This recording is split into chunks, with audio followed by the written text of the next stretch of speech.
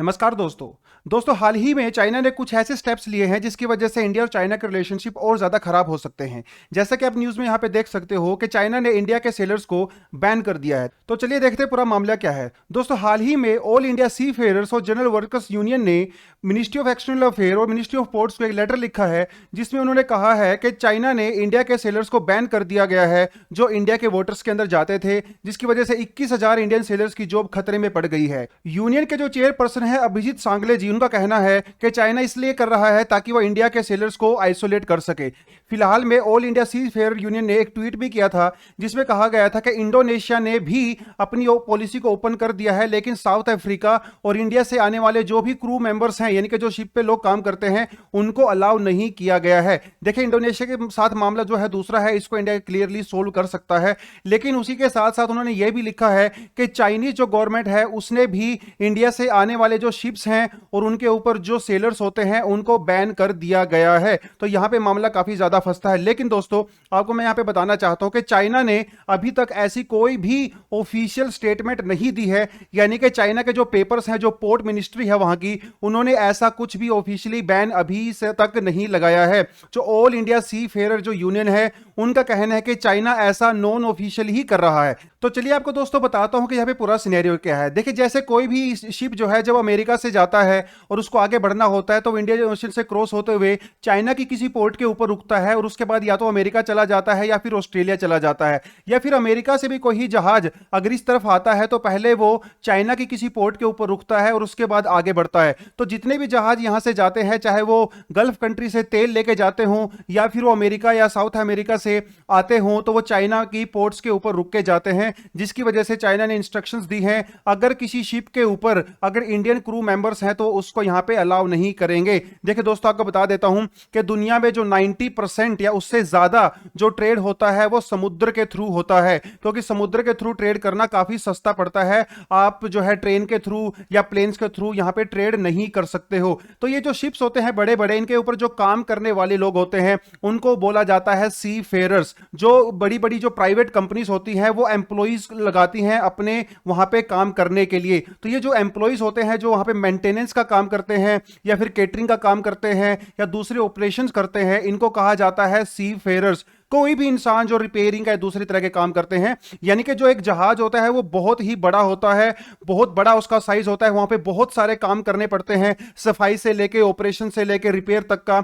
उसके लिए जो ये बड़ी बड़ी प्राइवेट कंपनीज होती हैं ये लोगों को दुनिया भर से हायर करती हैं, जिन्हें कहा जाता है सी फेयरर्स। और इंडिया के जो सी फेयरर्स हैं ये पूरी दुनिया में जाने जाते हैं। अब सवाल यहां पे उठता है कि चाइना ऐसा क्यों कर रहा है। पहली बात तो यह कि चाइना ने ऑफिशियली अभी तक ये नहीं कहा है कि हमने इंडियन सेलर्स को बैन कर दिया गया है, इसलिए चाइना की तरफ से ऑफिशियली कोई भी स्टेटमेंट नहीं आई है। लेकिन ऐसा माना जा रहा है कि चाइना ने इंडिया के सेलर्स को इसीलिए बैन कर दिया है क्योंकि इंडिया में डेल्टा वेरिएंट बहुत ज्यादा स्ट्रांग है और इंडिया से जो शिप्स पे जो क्रू मेंबर्स जाते हैं, जो सी फेयरर्स जाते हैं, हो सकता है कि वो इन्फेक्टेड हो, और जो वो चाइना की पोर्ट्स पे जाते हैं तो हो सकता है कि वहां पे भी वो वायरस लेके चले जाएं और उनको इन्फेक्ट कर दें।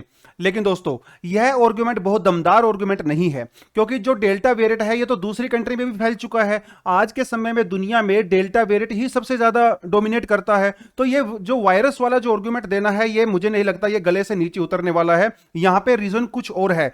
आपको पता है कि पिछले काफी टाइम से इंडिया के अंदर भी एंटी चाइनीज जो है सेंटीमेंट चला आ रहा है। इंडिया की सरकार ने भी कई सारी चाइनीज एप्स को, 100 से ज्यादा चाइनीज ऐप को बैन कर दिया गया है, और इंडिया की सरकार अभी चाइनीज कंपनी को बिल्कुल भी यहां पे सपोर्ट नहीं कर रही है। तो एक रीजन यही भी हो सकता है कि जो इंडिया पॉलिसी ले रहा है चाइना के अगेंस्ट में, उसके खिलाफ ये एक रिएक्शन हो सकता है, एक जवाब हो सकता है चाइना का। और देखिए जैसा आपको पता है कि लद्दाख के अंदर, गलवान वैली के अंदर जो इशू चल रहा है इंडिया और चाइना के बीच में, चाइना ये दिखाना चाहता है कि वो बॉस है और वो अपनी एटीट्यूड, जो उसका अग्रेसिव एटीट्यूड रहता है, उसको दुनिया को शो करना चाहता है और वो इंडिया को नीचे दिखाना चाहता है। ऐसा भी यहां पे हो सकता है। अब जो चाइना ने ये स्टेप लिया है नॉन ऑफिशियली, इसका क्या इंपैक्ट हो सकता है। देखिए दोस्तों इंडिया के जो सी फेयरर्स हैं, यानी कि जो क्रू मेंबर्स होते हैं, दुनिया में बहुत ही ज्यादा जाने जाते हैं। देखिए, पिछले साल दुनिया में लगभग 2.4 लाख सी फेरर्स काम कर रहे थे, जिसमें से जो दुनिया का 10% टोटल सी फेरर होता है। इसका मतलब दुनिया में जो शिप्स के ऊपर क्रू मेंबर काम करते हैं, 100 में से 10 क्रू मेंबर वो इंडिया से बिलोंग करते हैं, जो अपने आप में एक काफी बड़ा नंबर होता है। इन 2.5 लाख सी फेरर्स में से 30,000 सी फेरर वो सिर्फ इंडिया में काम कर रहे थे। उसके अलावा 2,10,000 सी फेरर वो दुनिया भर में काम कर रहे थे। इसका एग्जांपल आपको देता हूं। थोड़े समय पहले जो स्वेज कनाल में जब एक शिप ने ब्लॉक कर दिया था, आपको बताता चलूं कि उस शिप के ऊपर जो 22 क्रू मेंबर्स थे वो सब के सब इंडियन थे। अब अगर चाइना इन कंपनीज को बोलेगा कि अगर आप इंडिया के क्रू मेंबर को अपने क्रू के ऊपर रखोगे एज अ सी फेयर, तो हम आपको यहां पे अलाउ नहीं करेंगे। देखिए, ये प्राइवेट कंपनीज होती हैं और इंडियन जो सी फेयरर्स होते हैं, जो वर्कर्स होते हैं, वो सस्ते में काम करते हैं। तो इन कंपनी को सी फेयर को रिप्लेस करना पड़ेगा, चाहे वो ऑस्ट्रेलिया से ले, न्यूजीलैंड से ले, कहीं से भी ले, जिसकी वजह से इनको एक तो बहुत ज्यादा कॉस्ट पड़ने वाली है। देखिए, अगर ये इंडियन वर्कर्स को उसके ऊपर रखेंगे तो डेफिनेटली वो चाइना में तो रुकेंगे नहीं। तो चाइना में नहीं रुकेंगे तो इसका मतलब उनका जो तेल का खर्चा है वो बहुत ज्यादा हो जाएगा। अगर वो क्रू मेंबर को रिप्लेस करते हैं तो भी उन कंपनी को बहुत ज्यादा महंगा पड़ने वाला है, क्योंकि अगर 5 मेंबर को आप रिप्लेस करते हो तो 3 लाख से 5 लाख डॉलर इन कंपनीज का खर्चा आने वाला है। यह चाइना की जो पॉलिसी है तो इंडिया के लिए तो खतरनाक है ही, उसके अलावा जो प्राइवेट कंपनीज है दुनिया भर में उनके लिए भी बहुत महंगा साबित होने वाला है।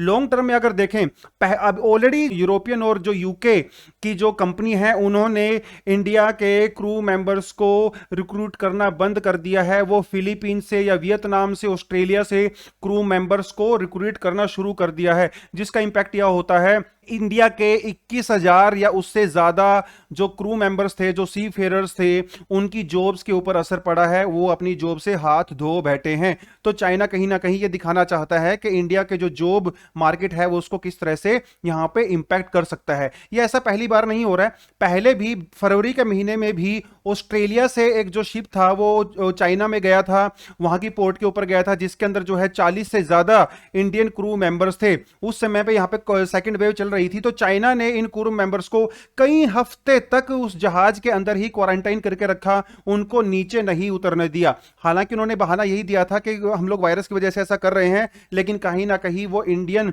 जो क्रू मेंबर्स हैं, इंडियन जो सी फेयरर्स हैं, उनको जो है पसंद नहीं करता है, क्योंकि चाइना चाहता है कि वो खुद अपनी इंडस्ट्री को ग्रो करे। पिछले साल 2020 की बात करूं तो दुनिया भर में 1,20,000 के लगभग चाइनीज वेसल्स के अंदर चाइनीज जो है सी फेयरर्स थे।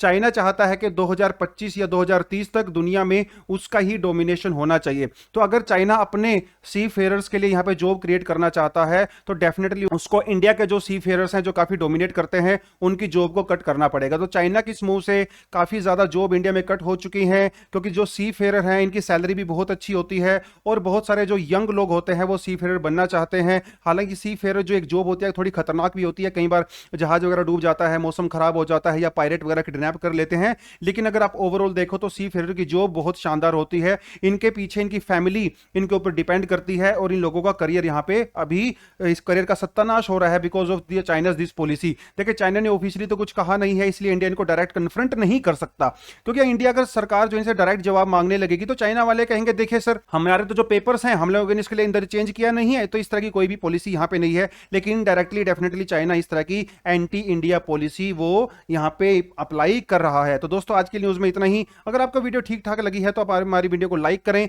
अपने दोस्तों के साथ इसको शेयर करें और इन्फॉर्मेशन को आगे ज्यादा से ज्यादा बढ़ाएं। आप चाइना के इस मूव के बारे में क्या सोचते हो कमेंट सेक्शन में हमें बताएं, और इसके अगेंस्ट में इंडिया क्या क्या एफर्ट्स ले सकता है चाइना के इस मूव को काउंटर करने के लिए, ये भी आप हमें कमेंट सेक्शन में बताएं। और इस तरह की मजेदार न्यूज आपको फ्यूचर में मिलती रहे उसके लिए आप हमारे चैनल को सब्सक्राइब भी कर सकते हो। दोस्तों, चलिए आज के लिए इतना ही। Thank you very much, all the best and जय हिंद।